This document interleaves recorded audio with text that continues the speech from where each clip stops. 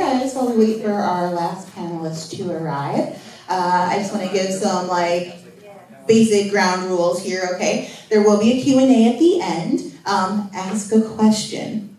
We're not doing, I just want to comment. You know, I don't want to hear 3-hour stories, even though I'm sure they're very lovely and well composed. Let's just try to ask a question. Super helpful.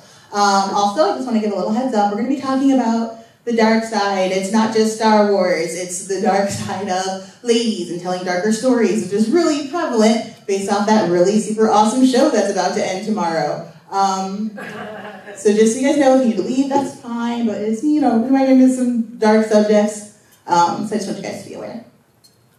We'll try to behave ourselves with language. Also a fine note, yes. Do we want to wait for you? Let's see, what time is it? Well, let's give her 2 more minutes. Okay. The panel's supposed to start right this second. Since you guys are on time, while we wait for Gigi, I'll just introduce myself. My name is Joelle Monique. I'm a film critic, pop culture critic, however you want to define that. You might have seen me on things like Nerdist, Collider, the AfterBuzz TV programs, Hollywood Reporter, Playboy, and a bunch of other magazine things. I'm a writer.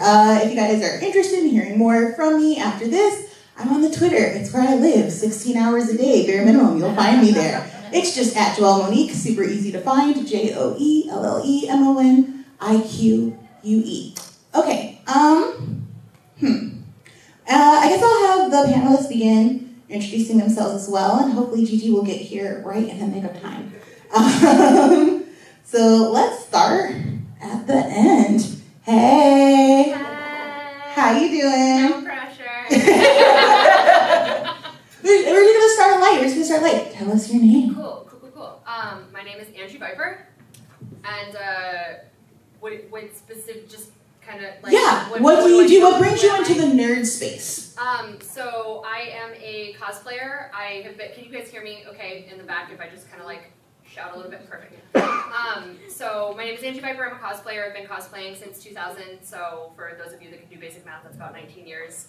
I started cosplaying because I was very heavily harassed and made fun of and didn't really feel like accepted socially as a young bean. So I decided to dress up as other people that weren't me so that I could be someone that I actually liked to be. And cosplay has kind of opened up a lot of doors to me to like learning about who I am and who I want to be and learning to kind of accept myself and whatnot. And I am actually very drawn to a lot of like darker characters. I've always liked comic books and anime and manga especially, and I was really drawn to anime and manga because they tended to have more female leads, and those stories tended to be a lot darker and more like graphic and violent and heavy, and these characters had these like dark pasts that they were kind of overcoming in their stories, and that was very inspiring to me. So I guess that's why I'm here. Is this the...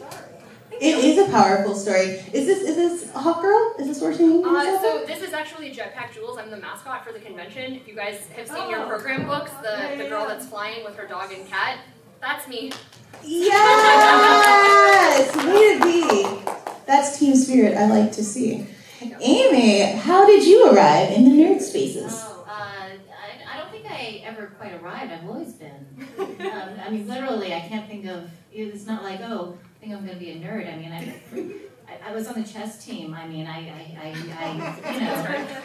been playing Dungeons and Dragons since like 1981. You know, that's, I still have my dice. My dice are older than you. So it's not really a kind of like, when did I decide to become a nerd? It's more like, when was I able to get away with not being characterized as a nerd? You know, that's the real story, because growing up as a nerd with nerd brothers, and then going to college, and so by the way, I went to MIT, so it was like, wow, I'm with my people.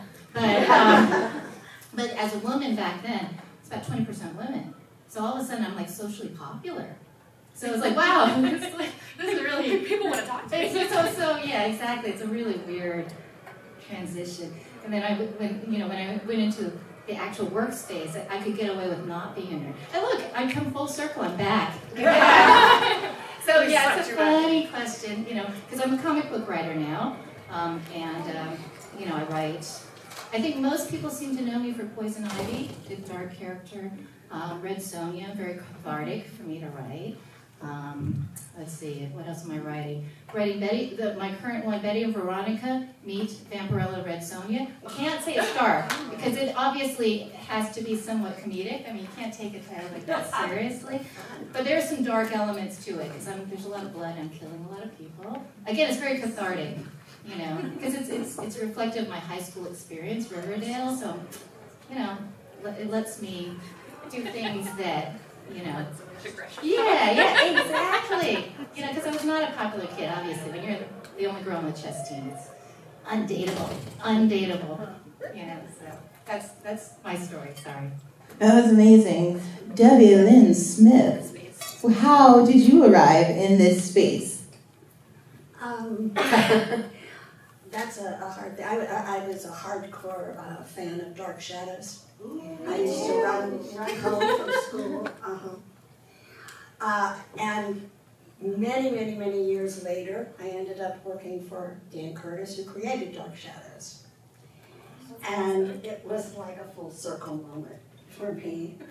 And I was really fangirl because Dan did all kinds of things, Trilogy of Terror and Night Stalker and all these things that I watched growing up. So, and then I got to meet Laura Parker, who played Angelique, and David Selby, who played Quentin, and Johnny Carlin, who played Lillian.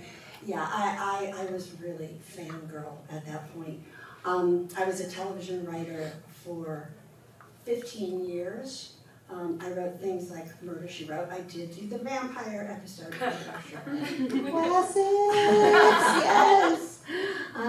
Touched by an Angel, Dr. Quinn Medicine Woman, so they weren't so dark. And people were wondering why I was on those shows, because I wrote very dark short stories. So I'm also a short story writer. I wrote Dark Shadows audio dramas. And then I got into comics, and I started writing my own comic, and I ended up starting my own press, and we now have 5 different titles. We use all women writers and artists, and we have 2 dark titles. One is Gates of Midnight, which I write, and the other one is Mary Shelley Presents, which Nancy Holder writes, and if you're into the dark side, you know that name. Gigi has arrived. Hi guys, sorry I'm a bit late. I got held up by spaceships and aliens and such like. I played a character on an amazing Jim Henson show called Farscape many years ago. Yeah.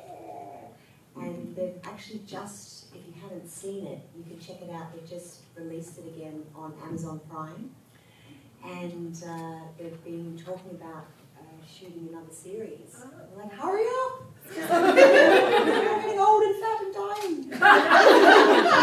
So we've got everything crossed for that. But yeah, I've been acting my whole life, ever since I was 12.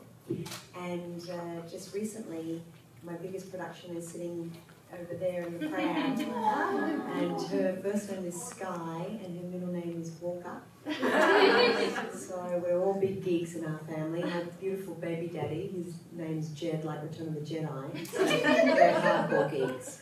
But yeah, love my job. I'm an absolute open book. I'm in love with this film and television industry. And I've been singing, dancing, acting, hosting, all that fun stuff for a long time now. So yeah, thanks for having me. Excellent. And finally, Miss Susan Lee, who we wouldn't be here without. You created the panel and this whole idea of Women of the Dark Side. So in introducing us to yourself, can you also tell us a little bit about why you thought Women of the Dark Side was an important topic to discuss? Well, I started out as a theater director. So I've been directing for about 30 years. And most of the stuff I've been drawn to is the really dark stuff. Like one of the first pieces I directed was a play about how, this was in the late 80s, a play about how they took all the AIDS victims and put them on Manhattan and turned it into basically an AIDS colony. and a woman decides to go there and sleep with her boyfriend so she can get AIDS and stay with him. So that sort of set the tone for the rest of my directing career. Whenever any of my friends who are producers have something that's dark and twisted and screwed up, they call me. And say, hey, I got the best thing for you, it's so wrong. Which I adore. I find it interesting because I try to look at what's underneath all the darkness, what drives us there. I did one play where the character is angry all the way through it, so we had to find the levels of anger. Are you sad? Are you hurt? Are you mourning? Are you angry? And find all of that. And that led me to writing. I tend to write on the darker side as well. And kind of what led me to this panel, I've been doing conventions for many years, as all of us have, and I found, please don't take this as dismissive, I found a lot of the panels that featured women very fluffy and light, you know, and they didn't really talk about anything, and it was all kind of the cute girls, and they wouldn't put me on their panel because I'm not one of them. So the universe decided to bless me with a year in China, and while I was over there I thought, well, if I can't get on these panels, what can I do? What represents me? There's a place for those panels, absolutely, and the women that put them together worked very hard on them. That's why I don't want to be dismissive, but it didn't feel right for me. So when I came back from China, I thought, I want to represent women who are on the darker side of things. When I do direct the darker stuff, I can't tell you how many men come out of it and look at me and go, you directed that? Ugh. Wow. Yeah, and it's like, why? Because it was about two gay men, and it was full of expletives that I probably shouldn't repeat. But yeah, it struck me as there are a lot of us. And then as I got to know Debbie and Nancy and Maria Alexander and a lot of other women, and started to find out there really are a lot of us that create on the darker side of things. And a lot of us come from a place where we've been told we shouldn't, that somehow it's wrong. And so I decided to put this panel together mainly because I was pissed off. And we've been going strong for 2.5 years now, I think it is, and it gets bigger and bigger every time. And I'm always delighted when people are here, and I'm delighted that the panel also speaks to men, because we certainly don't want to give the impression that men are not allowed. You know, I've been mentored by some of the best men in the comic book industry, so delighted you're all here and you can continue to support this. Well, now that we're here, we've arrived at the penultimate question, which is, what does it mean to be dark? You know, I think there's an allusion to violence specifically, but it goes much deeper than that. So for you guys, when you tell people that you're writing, you know, darker material, what does that mean to you? Cool. We're just gonna start with me every time. Oh, that's right. Anyone can jump in. There's no pressure. I too much, so I try to wait and see if anybody else is going to say something. For me, you know, darkness is not necessarily like a bad thing. Like it's part of life. You know, every time you walk out into the sun, there's a shadow. You know, there's always something that's kind of like lurking behind everything and lurking underneath everything that we don't really necessarily acknowledge, but it's always there. And to me, darkness in media and in characters is that shadow that follows people everywhere. It's what's hiding in the background that's kind of always lurking and going on in the back of people's minds and going on in their pasts that we don't necessarily see or know about, but is affecting every action that they make. Yeah, I think that's true. We all deal with anger, we all deal with depression, we all deal with emotions that we're often told, especially as women, we're told not to have, or not to deal with, or not to accept. I grew up in a very angry household. I thought everybody was that way. And it wasn't until I got older when people started telling me, you shouldn't be angry, you shouldn't be upset. And I think the more we repress that, the more challenging it becomes. So I found myself drawn to darker content, things like, I saw All That Jazz when I was 18. Yeah, blew my mind, because I was 18 years old and living in Winnipeg, Canada, which... Oh my God, I was just in Winnipeg. Were you just in Winnipeg? Talk about a dark place. There's some kind of weird vibe here. I get it. Oh my God. Winnipeg's a farm city right above Fargo.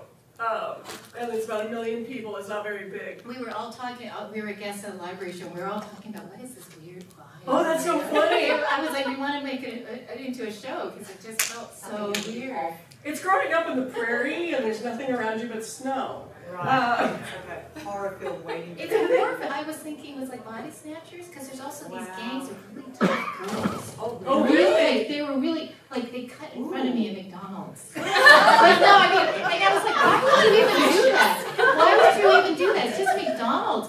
That's their thing. Oh, that's so It sounds really funny, but I was kind of terrified. Because they have all these tattoos, and this is the only thing they do. McDonald's. And that's the thing is, when I grew up there, I was there till I moved there when I was 2. My parents moved us up there from upstate New York. And once I got into elementary school, got into like grade 5 and 6, I was constantly bullied because I was one of the smarter kids, and I was into music and theater, and total nerd, and I was writing a novel with friends of mine, and we put it in our locker, and somebody broke into the locker and took it out and burned the pages, and then put it back in my locker. How little women of them. Why? It's those girls. It's those girls. It's their children. It is. Their children grew up. I've always found it really cool, like when you get the script and it is really challenging and dark, and as you girls say, it is a part of life. So there's a couple of things that I really dig about it. Like, when you're going through those lost times in your life and you think it's just you and you're in that world of pain in your own little bubble, and then you do read a book or you do see a television show where a character's going through something similar, and you're like, oh, it's not just me. We are stuck to a rock floating around in the middle of nowhere. It doesn't make any sense. No wonder I'm losing my mind. It's nice to connect and be real and be upfront to go, life is weird, wonderful, and out there and bizarre, and it's got the light parts and the dark parts. And then another cool thing that has always inspired me about, if I look back at my life, writers' best opportunities have always come from my darkest moments. So now I know if I'm going through one of those weird times, I'm not, instead of being like, ugh, which you do a little bit of, there's something in the back of my mind going, don't worry, any second now. So yeah, there's got to be that balance, doesn't it? Definitely. I come from a completely different space. I mean, I grew up in a small town in Ohio, and I was a cheerleader, and We can trade cheerleader did that. Okay. When I ran home to watch Dark Shadows, my father, who was a police officer, was on the night shift, and he would sit down and watch it with me. I mean, I used to go down into our basement, and Ohio has basements, and watch Channel 43.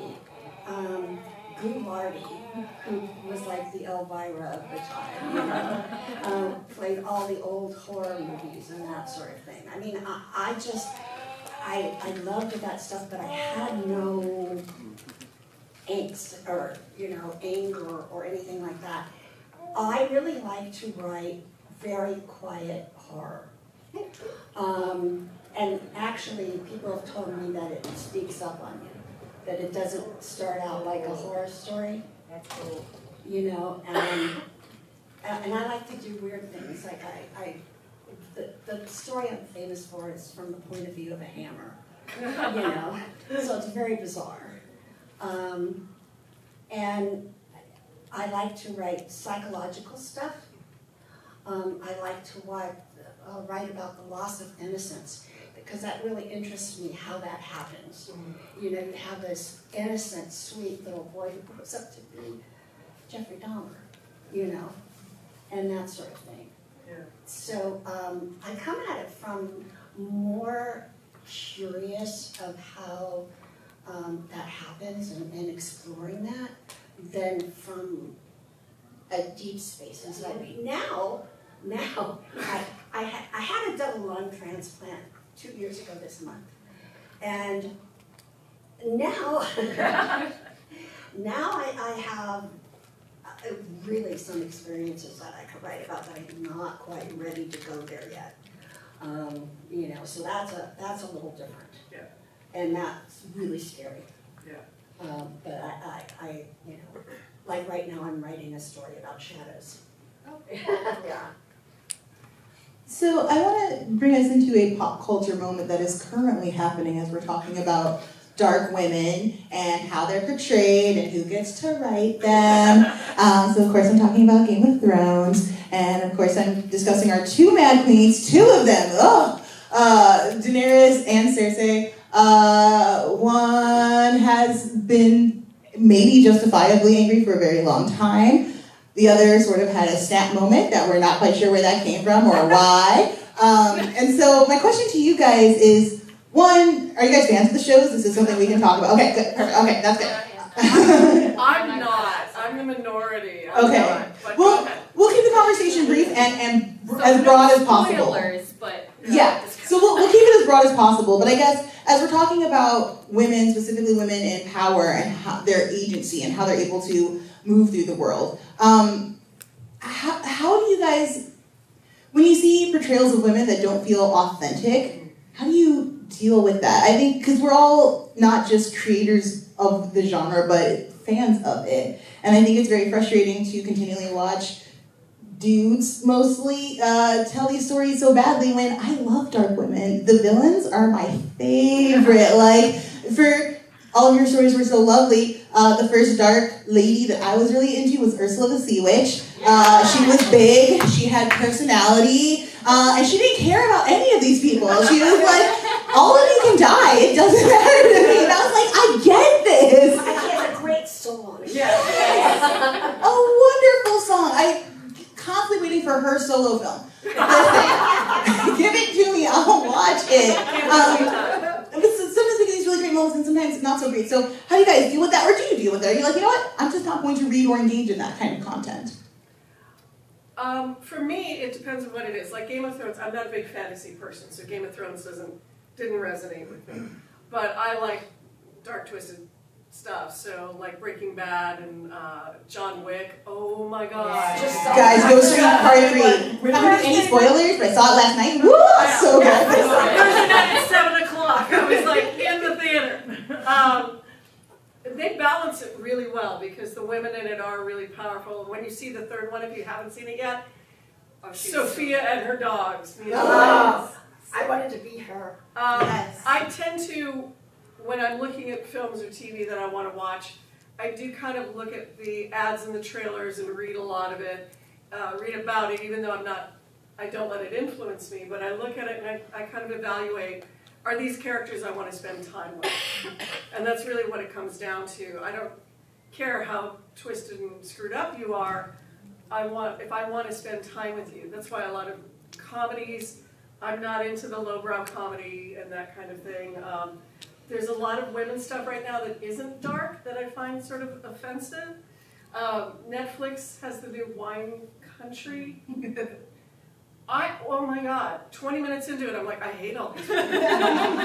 Because I realize I hang out with warriors. I mean, I hang out with women who can kill you with a spork. And, you know, they know how to wield a knife and they carry swords with them. So to watch a bunch of middle-aged women running around Wine Country going, I find that harder to deal with than characters like Daenerys and Cersei, because at least they're coming from somewhere, and they're coming from somewhere of power, and usually it can be justified. I haven't watched Game of Thrones, so I'm only guessing from my Facebook feed. But I really look at them and think, do I want to spend time with these people? And if I don't waste my time or my money. I love Game of Thrones. I'm scared to say anything because I'm bound to put my foot in it. Spoilers? Anybody not caught up? Anybody? Yeah, not we're caught not up? So just don't talk because just for me.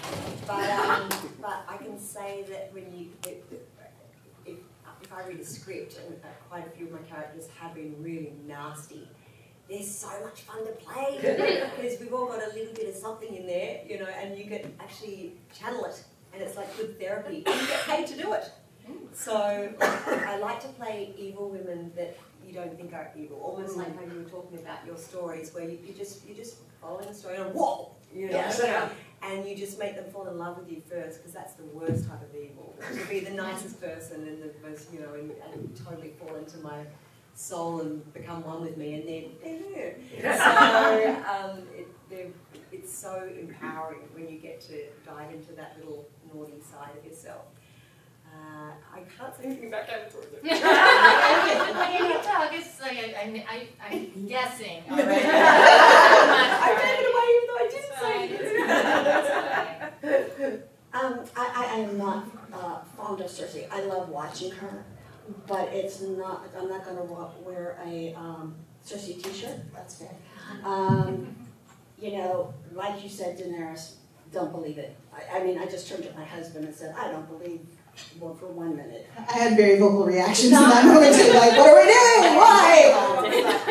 Yeah. But if you want to talk about a dark character, let's talk about Arya. Yes, my girl. I mean, that's my favorite character. I mean, she's an assassin. You know, and there was this big. How far are you? Okay. There was this big to-do about the fact that she had sex. Oh. And it's like, she's 18. I saw that one. Okay. She's 18. Where they marry people off at 13, okay?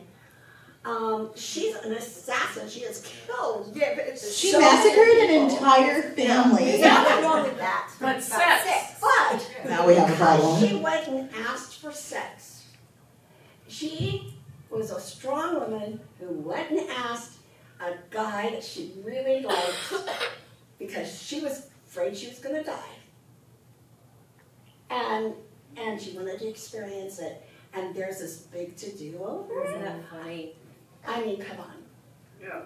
It's absolutely telling. And just been on top of that then, as you guys, as creators, whether you're breathing life into a character that's already been written, whether you guys are writing characters, even cosplaying the characters, what kind of responsibility do you feel to your female audience in telling these dark stories? There's been so many conversations around trigger warnings or content warnings, letting people know like up front, like this is the kind of stuff we're going to be getting into. And I know some creatives feel that maybe takes some element out of their work. And so I'm curious as to what responsibilities you guys feel you have as creators. Great question. I feel a lot of responsibility just because my sole purpose of being in comics is just to give some satisfaction to all readers, but especially female readers. With the characters that I write, I feel like I'm doing makeovers. You know, I'm giving agency to characters who maybe previously were just kind of sexy tropes, you know, warriors that really don't look like warriors and don't do anything. You know, so I very much enjoy writing scripts that everyone enjoys, but like today, this morning, I've had a number of people coming by and say, yeah, my wife doesn't read comics, but she read yours. You know, because I put stuff in there deliberately for people to say, right on. You know, I'm doing Betty and Veronica, and he gave it to one of his friends, and he said, I don't really read comics, but he's like, you're gonna like this one because it's not about Archie. And I put it in there. I'm like, you know, Archie appears, and they're like, this is not your story. So I enjoy that. You know, I mean, I'm having a little fun. Everyone can enjoy it. I'm not trying to single out anybody, but you understand that it's not about Archie, and it's not about the guys. This is the woman's story, and people are gonna die. And it's very cathartic. I really enjoy it. This is what I'm here for. If I can't do that, what am I doing? You know, how can I get joy out of my life? Right? You're not killing people. If I'm not reliving all my horrible high school experiences, being on the chess team, you know, that I have to. I'm sorry, I killed cheerleaders and football players. It's Carrie, but it's on paper, so it's okay. It's okay, right? I'm sorry, I have this cough. I actually picked up in Winnipeg, and it won't go away.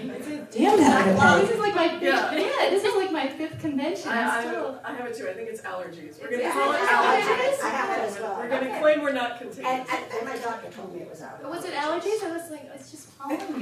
Black plague from Winnipeg. Yeah. You can just throw out there, the weather's so up and down right now. Yeah. Everyone's got it. Everyone's got the allergies. I feel a lot of responsibility to my women readers, especially since I'm that's what we are. We are a female-oriented press. Our slogan is "We're not asking for permission,"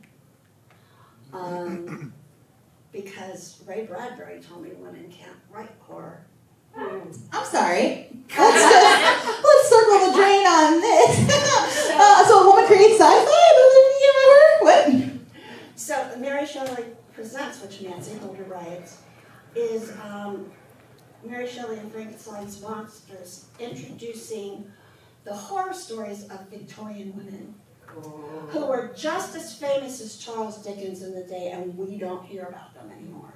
That's such a boss move. It's such a great slap in the face to a literary person. Just be like, oh, really? Here's an entire series for you. I love that. Yeah. So, I mean, I feel a lot of responsibility, and that's one of the reasons we did this, and we put the actual story behind the adaptation of the comic adaptation. Just because we want to show people. I had a man, it's kind of like what you were saying, say, oh, I didn't know a woman wrote Frankenstein. Leave. Don't come back. And so it's we do strong women protagonists with realistic bodies. You can't see their breasts and butts at the same time. Yeah. Anatomy classes, important artists. And this, it doesn't mean they're perfect. They have their problems. Gates of Midnight it explores who are the monsters. The monsters arrest. Because it's not always the monsters who are the monsters. So, I felt a lot of responsibility and not all of our titles are dark, but I feel a lot of responsibility in how we present the women and, and the men too, actually. A lot of responsibility in how we're presenting the men. Can you expand on that a little bit? To what end do you have responsibility to the men? I have the most wonderful husband who is my partner in this, even though I own the company. He's my partner. And I think that men don't get enough time to show that they can be partners with women. And I mean real partners, not just the manly partner who's going to come in and save them, but just real partnerships. I write a lot in Gates of Midnight because, there's a lot of homeless people, and Vietnam vets and that kind of stuff. And, I just want to do them all justice. Even if they're homeless and choose to be homeless because they can't stand to be inside, or whatever it is, But I think that's important what you're saying about men being partners, because a lot of times it isn't done that way. They're either the savior or the weak one. And it's one of the things I liked about Wonder Woman, the Wonder Woman film. Yes. Is once he really understands her, and the times that he does protect her feel like times he would have protected anybody. Like when they're in the alleyway and the guy starts shooting and he jumps in front of her. I didn't have a problem with that. And then as soon as he sees her, deflect bullets, he's like, oh, okay, you do that. And then later on when they're fighting side by side, he never acquiesces to her. It's very much a partnership. When they sleep together, they get up in the morning and everybody's like, oh, you slept together, and that's it. It doesn't become a thing. And I think that is important. The more that we write women who are that partner with men and create legitimately equal with men. Right. That the relationships are equal. And actually that whole team were partnerships. Yeah, the guys, the whole guys. Yeah, everybody except, and I know that's how it is in my life. The men in my life don't treat me as a woman per se. They treat me as an equal. In the comic book industry, I'm friends with some of the best guys in the comic book industry, and they treat me like an equal all the time. And then it's nice when they do like open the door for you and those, kind of chivalrous But that's things. common courtesy. But it's common courtesy. It doesn't become, oh, you're a chick, I have to do this for you, And it's one of the things that when this panel was formed and some of the regular women on this panel, we talked about it and want to make sure that men get something out of this panel too, because men, as much as we are told not to embrace our dark side, I think men sometimes aren't either. And men sometimes are not allowed to acknowledge the spectrum of feelings they have. So if a man cries, the last guy I dated I kind of loved because he would cry at everything. Like we were in movies and he would cry almost more than I would. And I thought that was kind of cool because my ex-husband would mock me when I cried in a movie. And so to be with someone who was that open with his emotions was amazing. And I think men sometimes are not given that permission. I tell you who's a good bad character, a good baddie. You guys see Memento? Love Oh, it. yeah. Right? The woman in that, I Yeah. can't remember the character's name. She's truly evil. Yeah. It's such a good movie. If you haven't seen it, Guy Pearce, he's an Aussie actor but he's playing an American. And the movie actually goes back and front, doesn't it? Yes. He's Yeah, actually yeah, trying yeah. to figure out Yes, his yeah. memory. Yeah. It's really good, and there's the girl in that is a phenomenal villain. Yeah. Also, She's check nasty. every nanny / babysitter / school marm in early Victorian literature. These were real women, and when you put actresses from today in those roles, I watched A Little Princess for the Bechdel cast, and man, this actress really was just no, I'm gonna make her 3-dimensional, but she's gonna be so rotten to her core, but she's gonna have reasons even though they're not written anywhere. Right. Right. Chef's kiss of fabulousness, and the way that she's able to elevate the content. As a cosplayer, I wanted to ask you: do you feel any responsibility? Is there anything that you kind of because I think my understanding of cosplay is I'm gonna try to get the characters visually accurate, and then your beautiful explanation at the top of the panel that it was a way for you to embody some of the things you wanted to see in yourself. And then I know cosplayers often have children are it's my character in real life. Do you feel responsibility to them at all? I do, absolutely. For me, cosplay is a very personal endeavor.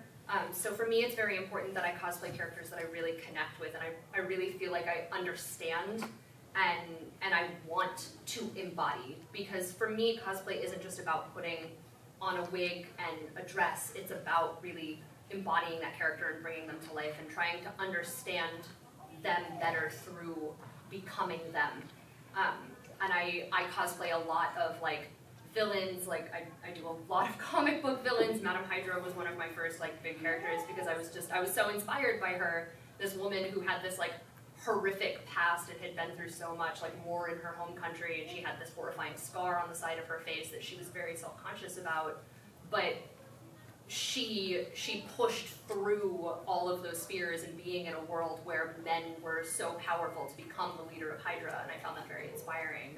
And then I cosplay Elsa a lot, and a lot of people go, oh, okay, Disney princess, but for me, I could go into a whole history of how and why it's connected to me and my sisters. My sister was in a car accident when she was really little and cracked her skull, and I blamed myself for it for most of my life, and I never told anybody that, and it wasn't until I saw Frozen that I really understood what I had put my sister through in pushing her away for so long, and really understood myself and why I had made those decisions in watching Elsa's struggle in that movie.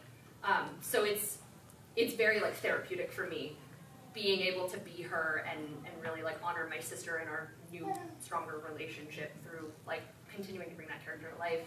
And I know there are a lot of other people in the world who also connect very strongly to that character. So for me, it's very important that I do justice to that character, not just for me and not just for my relationship with my sister, but for those people, and especially for all of the kids that come up to me and they see Elsa. They don't see a person in a costume. They see their idol. They see this character that they're so inspired by, and I try to give them an experience that's going to really inspire them to be strong and to be who they are and who they want to be. And that's one of the biggest things that I promote on my social media is look, especially because cosplay obviously it's mostly cosplayers that follow me. I'm like, look, cosplay what you want to cosplay. Like, don't let other people tell you who you need to be because like XY character is popular. You should be the hero, not the villain, or whatever. Like, you know, be you, be who you want to be. Explore that darkness. Explore those different sides of yourself and enjoy it. That story is why we write. Yeah, thank you so much for sharing that. That was incredible. I've never been a fan of Frozen. I'm gonna go back and watch it again with new eyes, and like I found it amazing. Okay, audience, I'm gonna ask them one more question, and then we're gonna turn it over to you guys for Q&A. For those of you who snuck in after, that's totally fine. I'm just gonna remind you that we are asking questions. We're not telling stories. We're asking questions. Cool. Okay. So my final question for you guys, what dark women, either creators or characters, have really inspired you as you move forward in these spaces? Who kind of stands out as some of your faves? One of my first just inspirations in general as a woman was Sarah Connor. Yes. Yeah. Badass. And complicated and vulnerable and broken. But she gets up. And it's a lot of the echoes of Captain Marvel. The Captain Marvel film blew me away because of Top Gun. Like, there's Top Gun in there and Terminator and all of these characters that I grew up with, that I never saw on screen. So Sarah Connor had a huge, just as me as a woman in general. It's hard for me because most of my influences have been men. I'm not a big horror person, so I wasn't drawn to the horror side of things. I like psychological thrillers. One of the writers I love who has gone from literature into comic books is Chelsea Kane. I love her Heartbeat series. She's got a great series of twisted sort of Silence of the Lamb kind of murder with a woman who is a serial killer and tortures this cop. And even though the story is told from his point of view, she is a very strong element in it, Gretchen Wool. As a director, I also love the softer side of things. So I love Penny Marshall. I love the way she brings depth to something like Big that could have been really simple, but yet the characters are all complex and interesting. So I'm drawn to things that are just going to... My current favorite is Joelle Jones. Yes. Oh, I'm trying to get her for Comic-Con for this panel. Lady Killer. Holy crap. What a brilliant, brilliant comic book. Beautifully drawn, beautifully written. I read it like 5 times because the first time I couldn't stop looking at the art. And then had to go back and read it again, then I couldn't stop looking at the art. And then I'd go back and read it again so I could actually read it. Those are my current influences. So. Good list. My earliest influence was Angelique on Dark Shadows. Loved Angelique. Didn't know she was a villain until I started working for Dan Curtis. I go, what do you mean she's a villain? I loved her because she was so strong. She went after what she wanted, and yeah, she did some bad things, but bad things were done to her, So, everybody felt sorry for Barnabas, and he was a villain. I'm not allowed to say what he was, to her, to her. The favorite comics right now, Witchblade and Monstrous. Oh, Yes! And I must say, both of those are women drawn, written comics. Monstrous is so good. It is. Out of It's this so world. Good. Anybody else favorite ladies, creators, or characters? You were talking about Sarah Connor, who very important to me, but I have to say Sigourney Weaver. Yes. Yeah, that entire, of course, it was very uneven. Aliens still remains my favorite, Yeah. but that to me was like the perfect character, and she was a woman. Yes, Right? It wasn't like, female character defying tropes. She was just a well-written character that we all appreciated, and I especially appreciated. So it's kind of like my thing. Yeah, that's my favorite. Well, we can start focusing on just writing good characters. And that's it. Just good characters. Yes, more Furiosas. Okay, guys, do you have some questions? Yes, sir. Yeah, cool. Because you guys were talking about a bunch of women that are like dark, and so I wanted to ask you guys about one female that she's not really dark. She's more like the hero and everything, and she's still empowering. So I wanted to know how you guys feel about her, Captain Marvel. Oh, she's wonderful because she's not just, she's complex. Like my definition of dark is always complicated. It's not just horror or thriller, it's somebody that is complicated because that tends to be what leans towards sort of darker storytelling is women or anybody that has complicated emotions, complicated feelings. And I loved her because she is sort of stoic, but in the best way. You get to see moments of her vulnerability, but she just is kind of screw you and gets back up and just does it. And it doesn't matter that she's maybe not necessarily human, because it's that core that I think we're all looking for is the ability to get back up. And that's what makes us stronger, whether we're men or women, is the ability to get back up and feel all of those emotions. Is this about Captain Marvel? Yeah. Okay. My favorite scene in that movie was so defining, okay, is when her mentor is saying, okay, at the end, okay, when you can, you know, fight me, when you can beat me, you know, and I'm so proud of you, and he's taking off his stuff, and she just hits him. Yeah. Says, I don't have to prove anything to you. You know, and it's like, yes. Yeah. I was just so cheering in that moment because men and women, men have to, you know, that in movies I'm talking about, Yeah. not in real life, that testosterone thing where they put down their guns and have to beat each other, Yeah. you know, silly. And so it was just, I loved that moment and it was just so defining for her, for me. It's, no, I'm not going to play this game, you know? I'm not going to play games. I loved it. I did too. It was more what I was looking. I loved Wonder Woman. Wonder Woman surprised me how much I felt because I wasn't excited about the movie. She's not an Amazon. I love Gal Gadot. She did a wonderful job, but she should be 6'4" and built like Schwarzenegger. I mean, she's an Amazon and she's this tall, but she sold me. So that movie got to me. Captain Marvel's the film I would have made and the film I've been waiting for since I was 6 years old. Shout out to Kelly Sue DeConnick. Yes, you get a bag. Yes, guys, there are prizes if you ask a question, so We be can only have brave. 5 questions. No. Who's got the next one? Yes, ma'am, purple glasses. Have you guys seen Love, Death, and Robots? Yeah. Not yet. Yes. Bits and pieces Yes. of it. How do you feel about Sunny?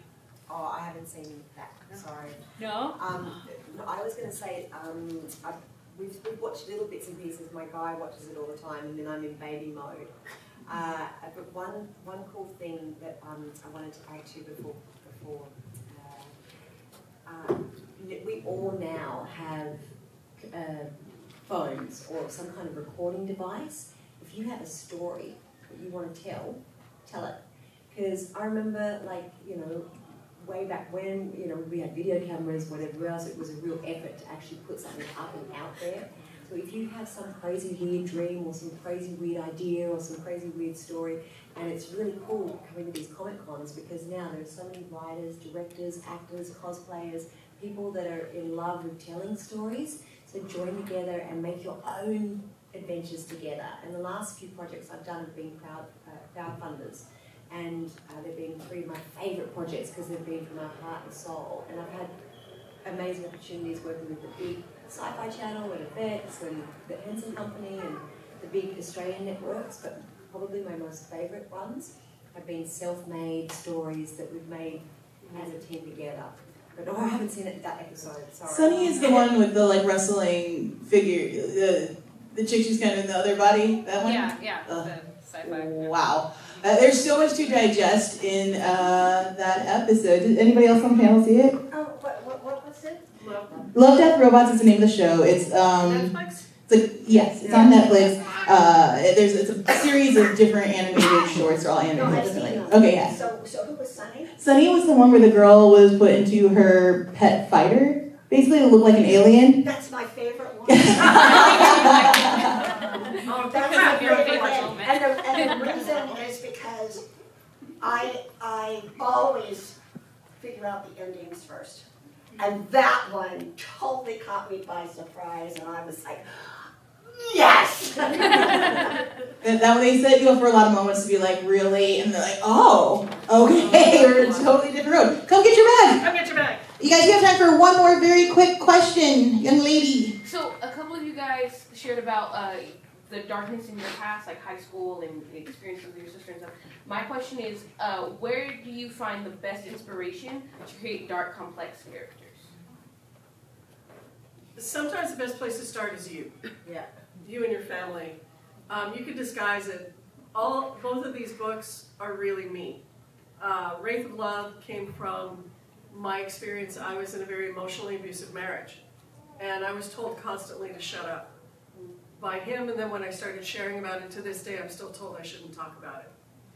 And I think it's important because nobody ever said anything to me. Later, after we got divorced, they were like, oh my God, he was so mean to you. So 15 years, you never thought to speak up? Yeah.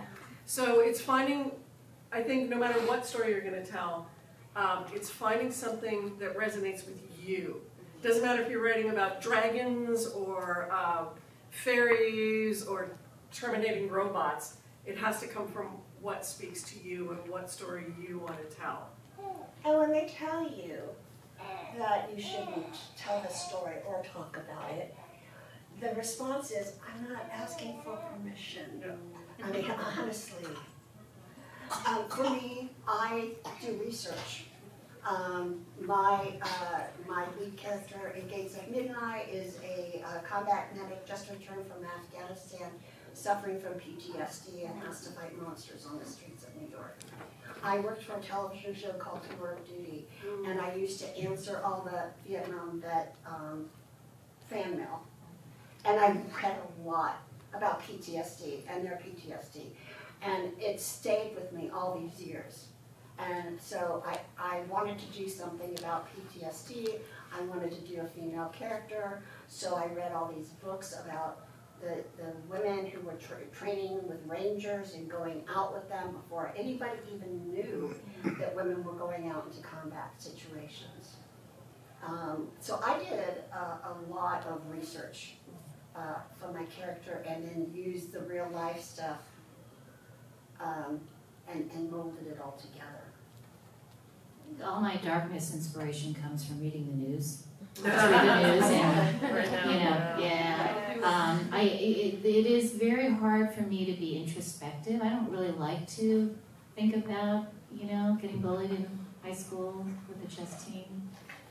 Or being in Winnipeg and having these, they gave me that death look too. Like, we're cutting in front of you. I felt like I was in high school. I'm like, how is this? This is like some nightmare. See, that's inspiration for a story right there. I'm going to turn this into a story. It's actually encountering and seeing things in real life and reading terrible stories. Like there's this terrible story about a Lamborghini crash. I don't know if you guys heard about that. I was like, what led up to that moment? So of course I was researching the hell out of that. Turns out it wasn't the guy's Lamborghini. He worked for the luxury rental car company. It was him and his girlfriend going out for a ride. I mean, oh my God, it's so dark, right? That's real life. Well, some of it, not everything I read is dark. I wrote a script about 100 guinea pigs that were rescued by a humane society near San Francisco, and they converted an RV into a little traveling guinea pig adoption center, and they drove across country and adopted out 100 guinea pigs. And it was a little news article I saw, and I went, oh my God, that's fascinating. So yeah, whatever reaches you, but it's got to reach you first.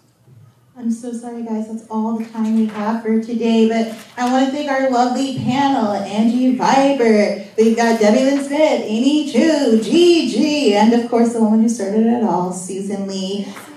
I'm Joel Monique. You guys can find me all over the internet at Joel Monique. Before we go, on the Dark Side, an anthology book for Women on the Dark Side. Technically, the deadline was May 15th, but my life got a huge hiccup in April, so I pushed the deadline to July 1st. It can be short fiction, comic book, art, anything like that. There's information up here. Please feel free to come up and grab one. I think we all have tables too, right? Yeah, where are you? I'm at B1, because I think I'm close to you, because I see the don't know. 518. 518. Huh, okay. Are you with Geek Fest, right? No, I'm actually in the ballroom that's not in the vendors hall. We're off to the side. I'm sitting next to Jake the Snake. Oh. So if you can find him, I'm right there. So come over and say I'm hello. in I-5 in Artist Alley. Are you? I'm in Cosplay Corner. You're in Cosplay Corner. We're everywhere. Come visit us, and please support everybody online and on social media. Thanks, guys. Thanks, guys.